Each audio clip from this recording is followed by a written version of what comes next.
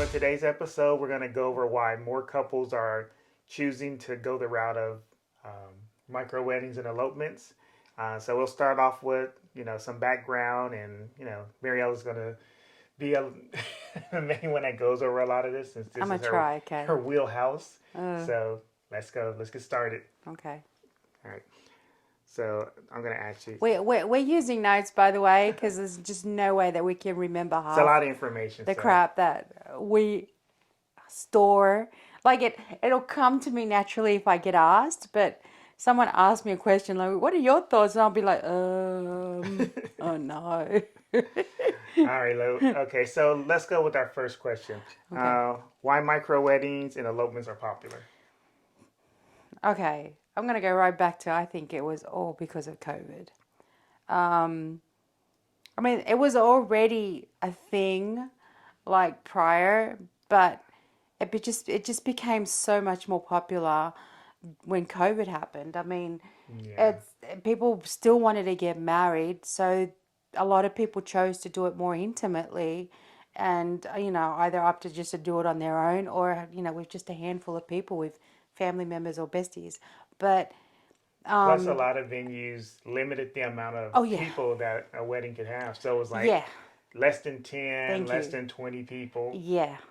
So it kind of became a norm now. So I find now that a lot of my inquiries since COVID have been really like for more intimate, events and occasions, which I personally love more because I get to be more intimate with my couples and their guests, and it's not rushed. It's a lot more relaxed atmosphere. And there's just different focuses now. Like things aren't so highly focused on big groups and how to entertain hundreds of people. That's so Yeah, overwhelming. a It lot of is a lot of work. yeah, a lot of people are over the whole fact that they have to invite 150 people to a wedding, and they only want 20 of those people. Well, But they're yeah. doing it because the parents are like, "Oh, we have to invite this guy that What works with about me, cousin Jen or Uncle Tom? or the Like, guy who you sold me a know, car. He seems really nice. We should invite him to your gotta wedding." have the gardener. Come on. So it's like all these people that just show up that you don't even know who they are. If they didn't show up, you wouldn't miss them. So that's what happened. It's just like people were just like, It was like a yeah, little reality hit, yeah. right? Like all these people that are celebrating with me today, I don't even know half of them, or I haven't even spoken to them in years. And Like, I have to feed these and I have to people, feed them and and food's entertain not them. cheap. But, and in the end, like, it's only that handful of people that still stay in your life after the wedding. It's crazy all the stories that we've heard too. Like, Hmm. and a lot of even the big bridal parties are also out the window, Yeah, honestly. yeah, Majority anyway. I mean, there's still obviously a handful of groups that still love the big soirees and the big parties, but majority that, in my experience, have really dwindled down. So yeah, opting. There's a lot of also budget, right? Budget is a huge factor. Um, Everyone now is more mindful of what they're spending, and I can adapt to that as hmm, far as my pricing and whatnot. I did have to do a lot of reevaluating in the past 4 years, yeah. and I'm gonna be honest, like I went down, then I went up, then I went down, then I went back up again, and I'm like, no, I need to stay where I'm comfortable and I know my worth. So if that means less bookings per year, I'm okay with that. Like my goal is never to have so many bookings that I'm overworked and feeling tired and not having time with my family. Like family is important, so I have to find that balance, and I found it. It's taken me a long time, but I found that balance. And the micros and the elopements are for me are a perfect fit. And I think a lot of people who do micro weddings or elopements, to them, it's more about the experience of the day. Oh It's yeah. not about like, okay, let's just have this big thing just for the sake of having a big thing. But It's all about the so experience. the experience, they can they're more free to do other things. They're more free to do outdoors things or make it a whole weekend or, They're you free know, to actually enjoy what it is they like to do. enjoy the people that they're celebrating with, to actually be in that moment with the loved ones that they want at their actual celebration. So it is a huge change, but I feel it's a beautiful change. It's just a lot more like the intimacy of it all is it's you can the the couples tend to Enjoy folk their day. and yeah, well, yeah, and they focus more on what's around them, and as Yeah. opposed to, oh my gosh, when are we doing the first night? Oh my gosh, XYZ hasn't showed up. Like it doesn't matter. Like they're just there and they're enjoying that time. And they are, I've learned too, like they splurge more on actual good food. Yeah. Good food. And entertainment is really, it's either a live musicians, um, or a really good DJ. But even at that point, the DJ really, how do I explain it? Like, it's not a huge party and going on. Like No. it's more chill. I don't explain it. It's more like It's chill. playlist. I don't know. Yeah, it's chill, and that's great. And that's like for me, a micro wedding, honestly, should not be more than 50 guests. Like anything under that is micro. Anything over that is no longer micro. I Just mean, a regular old it's wedding. a it's yeah, like it's already your dollars are already packing on, and all the list of to dos and everything just starts really packing on. So, Um, so in your opinion, what's your definition of a micro wedding, and then what's your definition of an elopement? Okay, elopements. Okay, obviously just bride and groom, officiant, and your photographer and videographer if you've got one.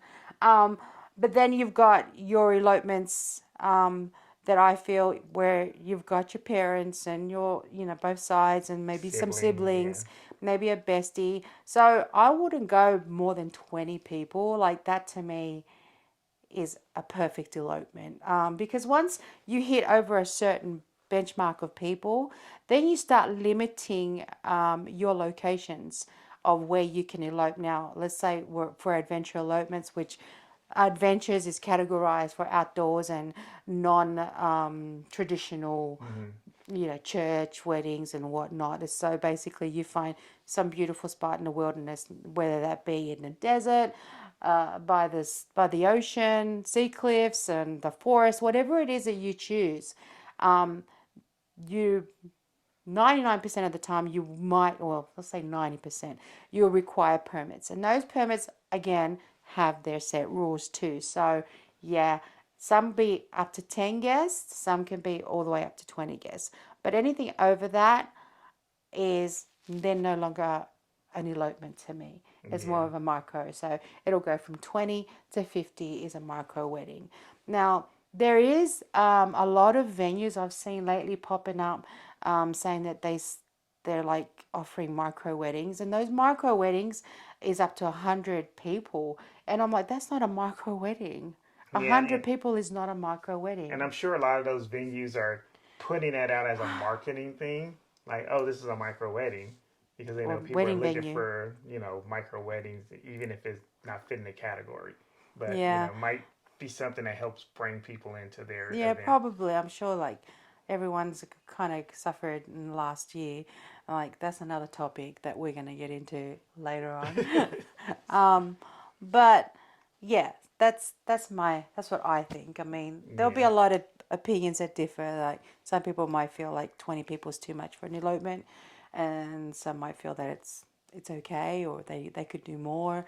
But that's for me.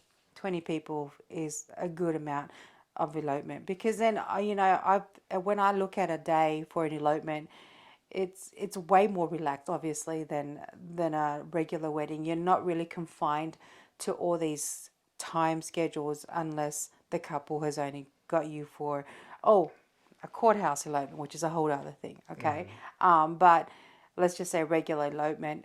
So your time restrictions aren't really so tight compared to your regular, let's get ready section, ceremony at the church section, or whatever chapel, whatever area you're doing. and then your cocktail hour, and then your reception. Whereas the elopement has a whole different aspects of time. So, your couple might opt to actually have you come in, obviously, to get ready or whatnot, but it'll be such a more relaxed session because you really, most of the time, don't have any bridesmaids to work with. You just have them. So it is a way more relaxed session. And then going into the actual ceremony, you might have a scheduled time that you want to kind of work around, but it's never so strict because you're not limited to a certain like a venue that says, okay, well, your ceremony needs to start at this time and needs to end at this time. So you're just free to be more what's the word, Fluid. fluid, yeah, flexible, that's it, flexible Yeah. with your timing.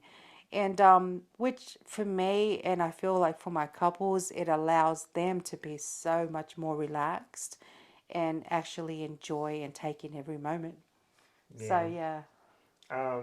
One of the things that you offer for people is that you kind of help with the elopement planning, right? Like Yeah, helping with vendors, like tell other recommendations. photographers why that's an important thing to set yourself apart from, other than just like, okay, where's your wedding? Where's your elopement? I'll see you at 2 o'clock. Oh yeah, yeah. Okay, yeah. So with elopements, okay, so I tend to do a lot of destinations, like couples are actually coming out of state or out of country, and I find myself doing those a lot, and so with that being said, it's taught me how to uh, assist with the planning process. Of course, I don't do, I'm not a planner. Like, I don't think of myself as one. But as far as photography planning and location scouting and all of that, I assist the couple with. And I also help them plan, of course, a rough timeline for best lighting situations. We discuss, either an early bird ceremony if they wanted me for the whole day, and then we can regroup later on and go do a evening bridal portraits. I mean, as far as the planning process, you're as a photographer, I assist my couples with one location.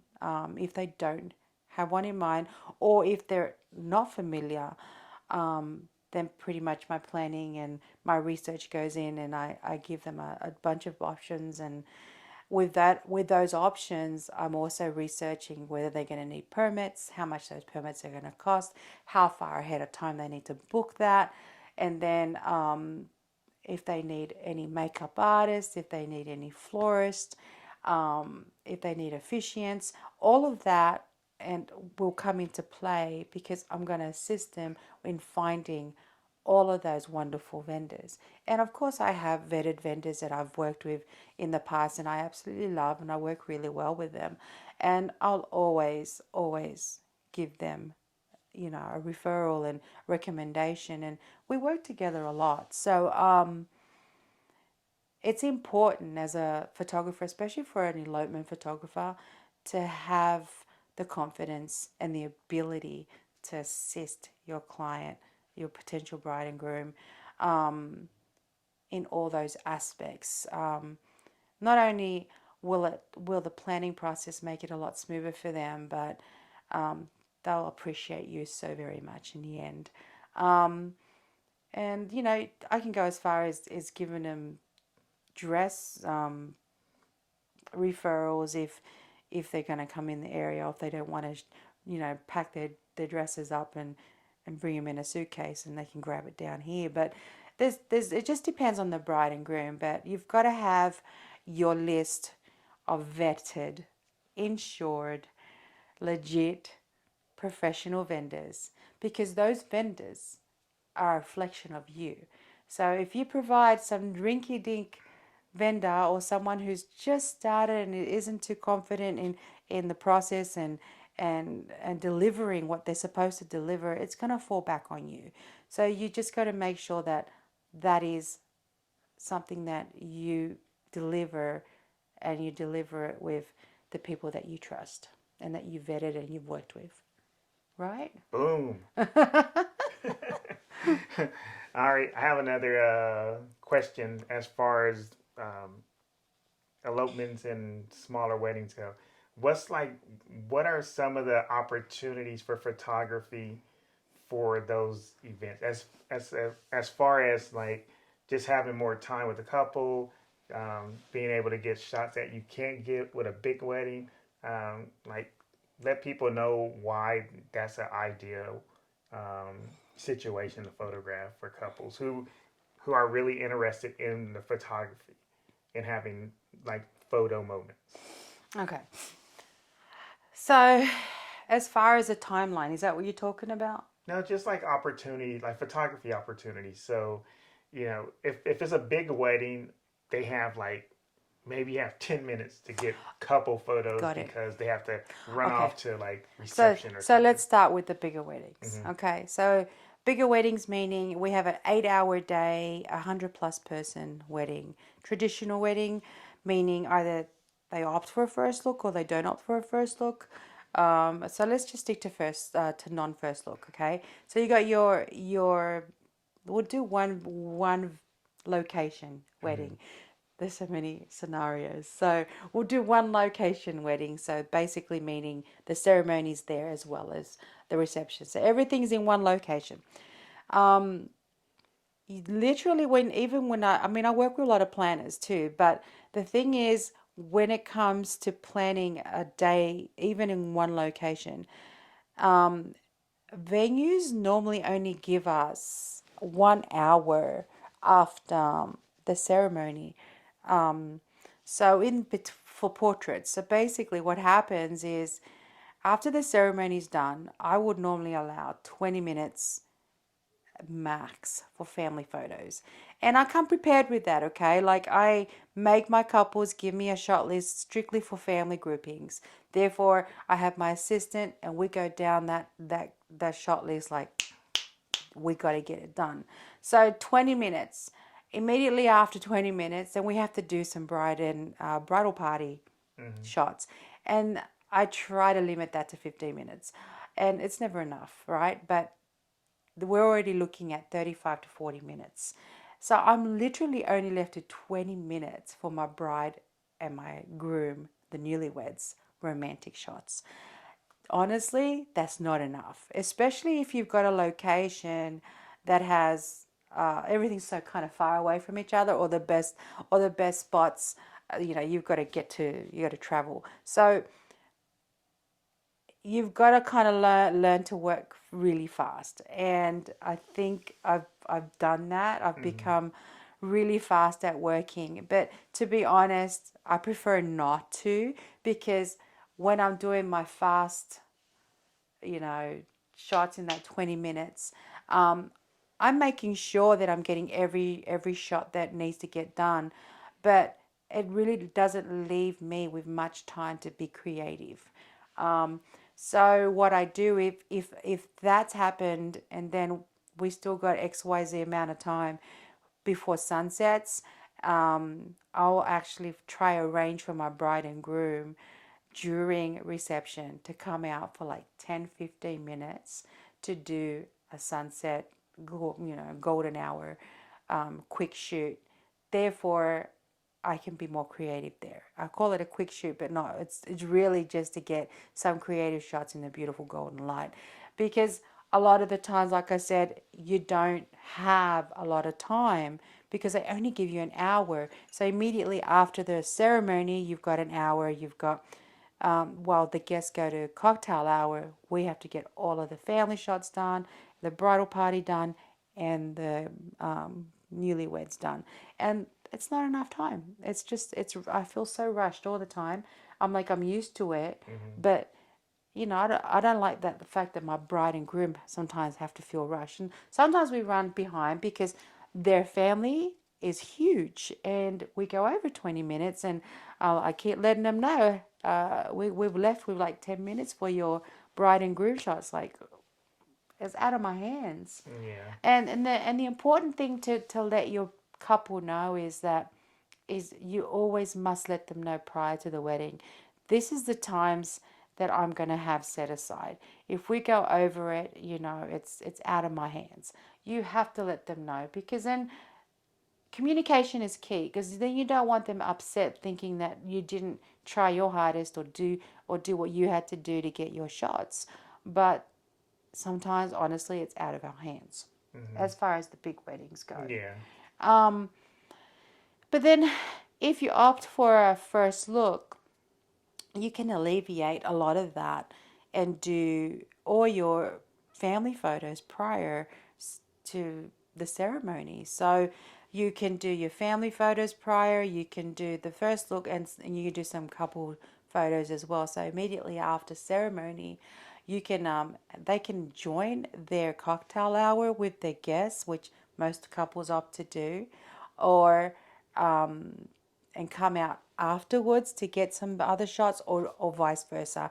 I work closely with my clients just to make sure what's a good flow for them and what they want to do. But I'll always guide them to let them know what's best and what isn't best, and from my experience. So yeah, that's for a full one. But then for elopements, it's a whole different ball game. Like, you're free to to do that in your own time with your couple. So, um, if they've let's just say they've got some families. So after the ceremony, we'll take the family photos, and the family is literally like never more than 10 people. So that's done within 10 minutes. It's that quick, and that also allows me to actually do more photo variations. So I'll have more individuals with each the bride and the groom, or we can do some funnies, or we can just get more different imagery captured, because we're not constrained to this crazy timeline. So yeah, I mean, and then the bride and groom, like, it's just such a more relaxed atmosphere. We get to either get in our cars and go to another location, or we can do a little bit of hiking, explore and adventure, like, until we're like, okay, are we done? Like, are you guys happy? Like, or do we want some more? Like, that's just how easy it is. We have that freedom Yeah. to be a lot more creative with the imagery and the shots. Like, it's just, I like it. To me, it's just a way more better experience. So like on an elopement, because it's kind of more free flowing, and you have sometimes you can be outdoors, or there's a lot of movement going on. What's like your ideal camera kit for an elopement? All right, I'm not technical, okay, so forgive me here. Um, Ideal camera kit for an elopement. Okay, I'll always use my wide, which is a 14. Um, my f-stop is 2.8, and simply because if they've chosen an amazing backdrop, I have to incorporate those views in their imagery. Of course, they're my focal point, but they chose that location for a reason, so that is a must. My 50 millimeter, because obviously it has beautiful, your basic go to for portraits, and for the close ups. And I also will take my 200, Hmm. simply because that one also gives me amazing bokeh.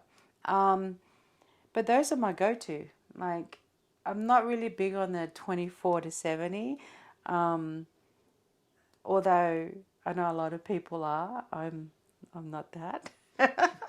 um, but those are my three camera lenses that I would have.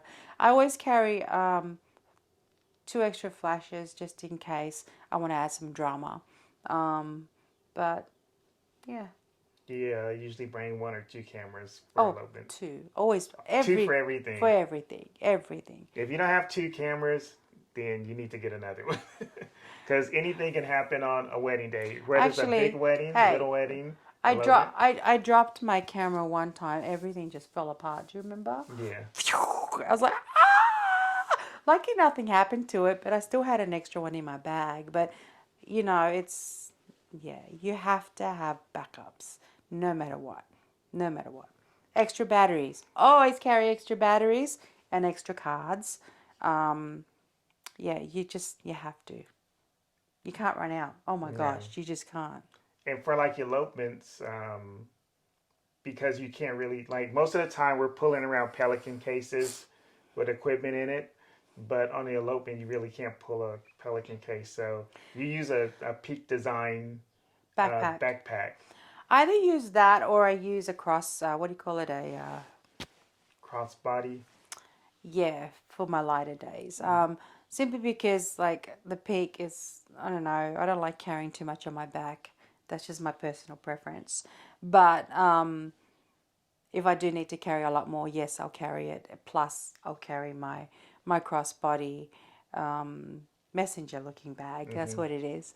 Um, but yeah, that's for hiking and adventure and walking around. You know that you're not going to be in one solid area. But for actual weddings when we're at venues or one location, I do have my what's my case called again? Pelican. Pelican case. I have that plus my messenger crossbody. So, and yeah, I have my double straps. Where I can be like, but The dual holster. but yeah, there's just so much you got to put into thought as far as equipment goes. What will suit you? What you're comfortable with? Not everybody uses the holsters. Some Yeah. use the the belts for the sides. I don't know what they're called. See, I'm not technical. Um, but yeah, What do you think? So for most photographers who are just starting out, what do you think is a good like what should people expect to pay for like an elopement or a micro wedding, like for like a couple? okay. This is a question that I'm really. It's really. What's the word? It's a topic that gets me really riled up sometimes because pricing can be difficult and the expectations of what an elopement photographer or even a wedding photographer is these days has changed dramatically, and I blame those stupid yellow page online directories like Wedding Wire and The Knot and Zola and the list goes on. Just putting out information that honestly I don't think is correct. Like the numbers, like their numbers for photography are like way off. Insane. Yeah, they're way off. They're saying the average wedding photographer costs $2,000. Are you kidding me? $2,000 for an 8 hour day. Come on. Okay,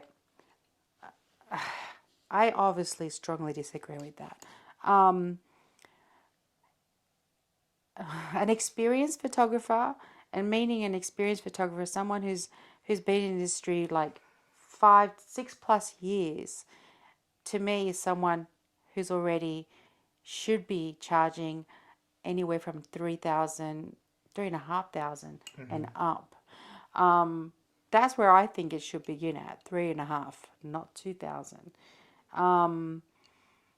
Then because there's so much to consider. You've got second shooters that you've got to pay.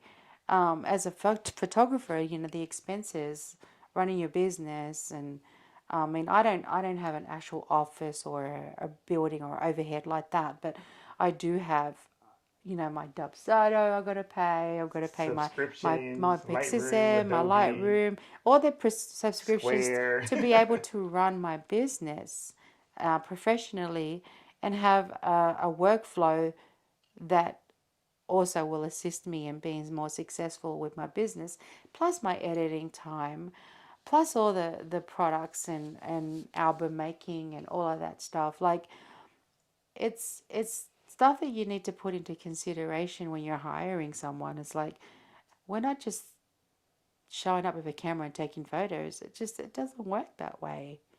Yeah.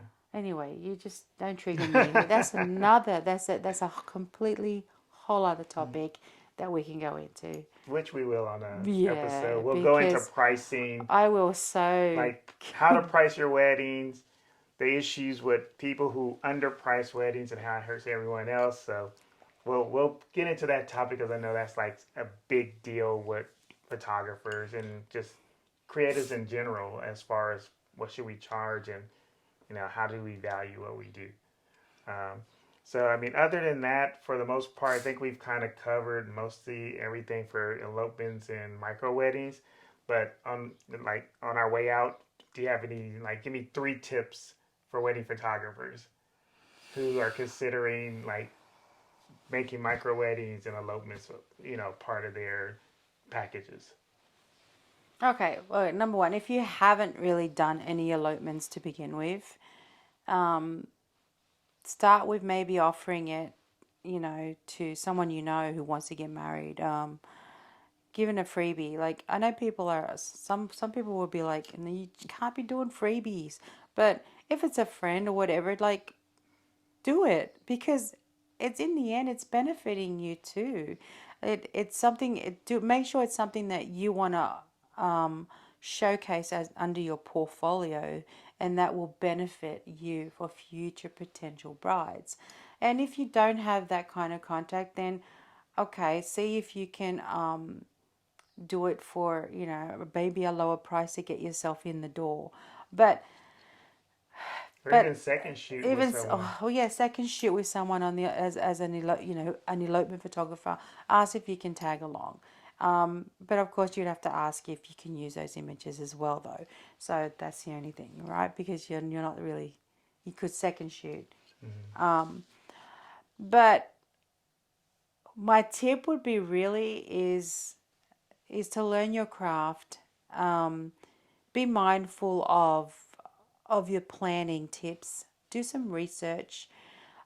Figure out what areas you want to do elopements at, and maybe start in one or two particular areas that you're familiar with. That will help you with your planning and make sure you've got a good number of wedding vendors that you can recommend and that you absolutely have worked with and are happy with. Um, Other than that, I mean, if you're a seasonal, or you've already done a good number of weddings, and you're comfortable with everything, then it's just a matter of transition. Oh, So, if you want to connect with us or find us online, and if you want to plan an elopement or micro wedding, or if even if you need help with anything really wedding related, right? mm-hmm. You can find us on www.mcpworkshops.com. That's mcpworkshops.com. Click on the podcast link. Yes. There's a podcast link. There's a section there that says podcast. And yeah, we're going to have that uploaded soon. But for any other information, you'll find most of it on the website. But otherwise, please feel free to give us an email. You can Yeah, even if you're text interested in us. some topics, you're interested in us covering certain topics in the wedding industry, like wedding photography industry or wedding videography, just send us an email and say, hey, can you cover these topics? And we can, if we know we have enough interest in it, we'll create a podcast and answer questions for Or that. yeah, or if you Or can even if elaborate on something or that even we we can didn't do, cover. we can answer listeners' questions at the end. So if Yeah. people send in questions at the end of each podcast, we'll go ahead and answer some of those questions for Yeah, people. absolutely.